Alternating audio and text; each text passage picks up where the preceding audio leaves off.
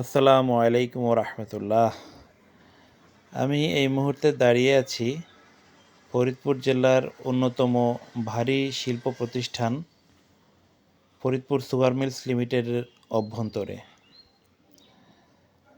1974 সালে এই মিলটি প্রতিষ্ঠার কাজ শুরু হয় এবং 1976 সালে সেটি সম্পন্ন হয় এবং 1976-77 মৌসুম থেকেই এটা আখ মাড়াই শুরু হয়, অর্থাৎ চিনি উৎপাদনে যায় প্রতিষ্ঠানটি। আপনারা সকলেই জানেন মধুখালীর চিনি গুণে এবং মানে অত্যন্ত উন্নত এবং ওই যে সাদা চিনিটা পাওয়া যায় বাজারে, বলা হয়ে থাকে ওইটাতে নাকি অনেক মেডিসিন বা অনেক কেমিক্যাল দিয়ে তৈরি করা হয়, কিন্তু এটি কিন্তু একদম মানে ফ্রেশ বা ভালো চিনি বলতে যেটা বোঝায় সেটি এখানে উৎপাদিত হয়। এই প্রতিষ্ঠানে আমার পিতা মরহুম মাজেদ আলী খান চাকুরি করতেন।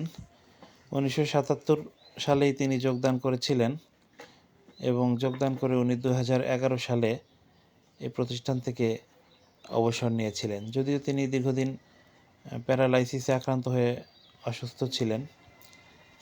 আমার আব্বা অবশ্য 2014 সালে ইন্তেকাল করেছিলেন। যাই হোক, আপনারা দেখতে পাচ্ছেন, আপনাদেরকে মিলটি ভেতরের দিকটা একটু ঘুরিয়ে দেখানোর চেষ্টা করছি মাত্র।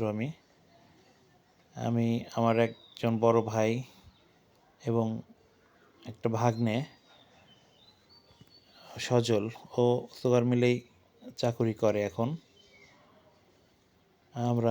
ওই আমাদেরকে ঘুরিয়ে দেখাচ্ছে মূলত। এটা হচ্ছে বাহিরের দিকটা, ওই যে ওখানে চোং চিমনি দিয়ে বয়লারের 3টা চিমনি দেখা যাচ্ছে। এখন আমরা আবার বাইরের থেকে ভেতরের দিকে চলে এসেছি।